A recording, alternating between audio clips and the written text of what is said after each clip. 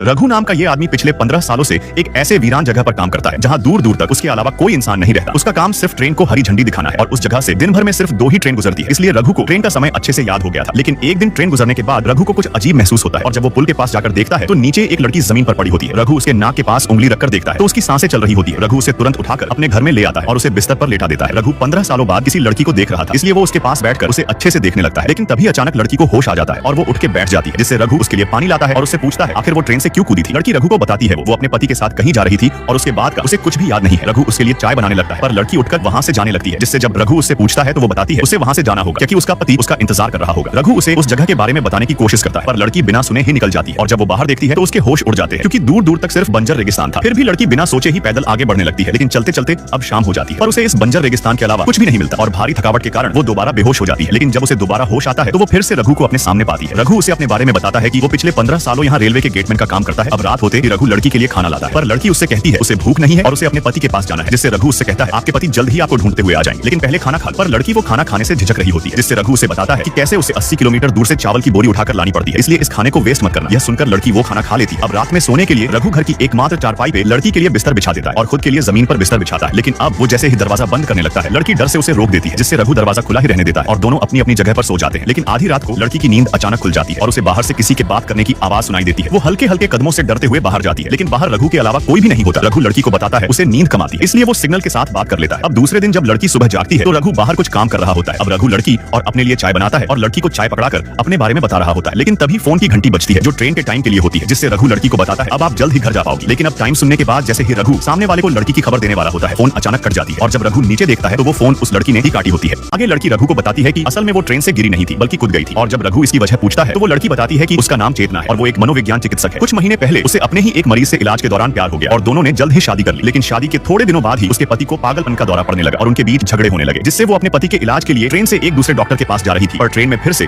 उसके पति को पागलपन का दौरा पड़ा, जिससे बचने के लिए वो ट्रेन से कूद गई। यह सुनकर रघु को चेतना के प्रति हमदर्दी होने लगती है और अब चेतना नहाने के लिए बाथरूम में जाती है, जिससे रघु उसे देखने की कोशिश करता है क्योंकि वह पिछले 15 सालों से किसी लड़की के करीब नहीं गया था। रघु अब धीरे धीरे चेतना की ओर बढ़ रहा होता है, लेकिन तभी चेतना उसे सामने से पहनने के लिए कपड़े मांगती है, जिससे रघु उसे अपने कपड़े पहनने को देता है और खुद भी नए कपड़े पहन लेता है। और जब चेतना नहाकर आती है तो वो उससे पूछता है तुम्हारे पीठ पर वो जख्म के निशान कैसे है। तब चेतना समझ जाती है कि रघु उसे नहाते हुए देख रहा था, लेकिन वो रघु को बताती है ये चोट के निशान भी उसके पति ने उसे दिया। ये सुनकर रघु उससे कहता है तुम्हारी और मेरी स्टोरी एक जैसी है, हम दोनों का इस दुनिया में कोई भी नहीं है और हम आराम से यहाँ जिंदगी जी सकते हैं। लेकिन चेतना समझ नहीं पाती कि आखिर रघु क्या कहना चाहता था और तभी ट्रेन के आने का समय हो जाता है, जिससे रघु हरी झंडी दिखाने चला जाता है। तो चेतना रघु का हाथ बटाने के लिए उसके लिए खाना बनाती है और कमरे की साफ सफाई भी करने लगती है। लेकिन सफाई के दौरान जब वो एक पेटी में सामान रख रही होती है तभी उसके हाथ से एक छोटा लोहे का डिब्बा खुल जाता है और उसमें उसे कुछ पेपर के कटिंग मिलते हैं जिसमें लिखा होता है कि एक शख्स 4 लोगों की हत्या करके फरार हो गया है। और तभी चेतना को उस डिब्बे से एक रेलवे की आईडी मिलती है जो वहाँ के असली गेटमैन रघु की आईडी होती है। तो सवाल ये है कि आखिर 15 सालों से ट्रेन को हरी झंडी दिखाने वाला ये शख्स कौन था। चेतना को सफाई के दौरान पता चलता है रघु एक हत्यारा है और साथ ही उसने वहाँ के असली गेटमैन की पहचान भी चुराई है। अब आगे जैसे ही रघु घर के अंदर आता है तो घर में सब कुछ नॉर्मल होता है और चेतना खाना बना रही होती है। रघु चेतना से बात करते हुए उसकी ओर बढ़ता है पर चेतना डर के मारे जवाब नहीं देती, जिससे रघु को थोड़ा शक होता है और तभी रघु की नजर नीचे गिरे आईडी पर जाती है और उसे समझ आ जाता है चेतना उसकी सच्चाई जान चुकी है। और अब रघु जैसे ही चेतना की ओर बढ़ता है वो हाथ में चाकू उठा लेती है, जिससे रघु उसे समझाता है उसे डरने की जरूरत नहीं है। और अब वो उसे अपनी सच्चाई बताता है। वो बताता है कि उसकी माँ ने उसके लिए एक लड़की देखी थी जो उसे पहली नजर में ही भाग गई और उन्होंने जल्द ही शादी कर ली। लेकिन शादी के कुछ दिनों बाद ही रघु की माँ गुजर गई, जिससे उसकी पत्नी ने अपने एक रिश्तेदार को घर बुलाया ताकि वो रघु के काम में मदद करे और इसके 1 साल बाद ही रघु का एक बेटा हुआ। इस दौरान रघु ने पत्नी के रिश्तेदार के लिए लड़की भी ढूंढी पर उसे कोई भी लड़की पसंद नहीं आती थी और उसके 1 साल बाद रघु की एक बेटी हुई। तब उसकी पत्नी ने उसे नसबंदी कराने को कहा क्योंकि अब उन्हें और बच्चे नहीं चाहिए थे। लेकिन जब रघु डॉक्टर के पास गया तो वहाँ उसे पता चला असल में वो कभी बाप बन ही नहीं सकता। और जब रघु घर गया तो उसकी पत्नी और उसका रिश्तेदार साथ में होते। ये देखने के बाद रघु समझ जाता है उसकी पत्नी का अफेयर है और वो 2 बच्चे भी पत्नी के रिश्तेदार के हैं, मतलब कि रघु की कोई फैमिली है ही नहीं। इससे रघु को बहुत दुख हुआ और उसने उन 4 को मार डाला और इसके बाद वो पुलिस से बचते बचाते हुए इस वीरान जगह पर पहुंचा और यहाँ उसकी मुलाकात रघु काका से हुई, जिन्होंने उसे आसरा दिया। लेकिन कुछ दिनों बाद ही वो भी बीमार हो गए और वो उनको डॉक्टर के पास भी नहीं ले जा पाए और उनकी मौत हो गई। और इस तरह से वो अकेले 15 सालों से यहाँ रह रहा था। रघु की दर्द भरी कहानी सुनकर चेतना को लगता है इस आदमी के साथ बहुत बुरा हुआ है, जिससे वो उसके साथ कुछ और दिन रुकने का फैसला करती है और अब वो रघु का हाथ बटाने के लिए पानी लेने जाती है। लेकिन इसी दौरान चेतना का पति उसे ढूंढते हुए वहाँ आ जाता है और वो रघु से अपनी पत्नी के बारे में पूछता है पर रघु साफ मना कर देता है। तो अब वो आदमी रघु को बताता है उसकी पत्नी का ट्रीटमेंट चल रहा है और वो पूरी तरह पागल है। वो खुद से ही कहानियां बनाती है, वो खुद को डॉक्टर बताती है और उसका नाम सिखा है और अगर सिखा किसी के साथ रह रही है तो उसके भी जान को खतरा है। तो कृपया मुझे बता दो, मेरा नाम डॉक्टर सिंजो है। अब रघु को समझ नहीं आ रहा था वो किसकी बातों पे यकीन करे, इसीलिए वो तुरंत चेतना के पास जाता है और वो उससे पूछता है ये सिखा कौन है, जिससे वो समझ जाती है कि अब उसका पति वहाँ पहुंच चुका है। वो रघु से कहती है वो झूठ बोल रहा है, वो ऐसे ही सबको अपनी बातों से मना लेता है, उसकी बातों पे यकीन मत करो, वो मुझे मार डालेगा। रघु को कुछ भी समझ नहीं आता। तभी सिखा रघु से कहती है हम पुलिस को यहाँ बुला लेते हैं, पर रघु उसे बताता है पुलिस यहाँ नहीं आ सकती और वो खुद भी एक भागा हुआ मुजरिम है, जिससे अब वो दोनों वहाँ वापस आ जाते हैं और अब सिंजो चेतना को वापस ले जाने लगता है। लेकिन तभी रघु सिंजो से कहता है मुझे पता है तुम इसे ले जाकर मार डालोगे, इससे अच्छा तुम इसे मुझे दे दो। अब दोनों बात ही कर रहे होते हैं। तभी चेतना सिंजो पे पीछे से हमला कर देती है और जब चेतना रघु से कहती है तुम्हें तो मुझ पर भरोसा नहीं है, तुमने मुझे इस पागल के साथ मरने के लिए छोड़ दिया था। ये सुनकर रघु को पछतावा होता है और वो सिंजो को पूरी तरह से मार देता है। अब वो उसे दफनाने के लिए चेतना को फावड़ा लाने भेजता है, लेकिन इसी दौरान रघु को सिंजो के जेब से एक हॉस्पिटल की पर्ची मिलती है जिस पर लिखा हुआ था डॉक्टर सिंजो और उसकी पेशेंट शिखा। और अब जैसे ही रघु पीछे मुड़ता है तो शिखा उसके पीछे खड़ी होती है और फिर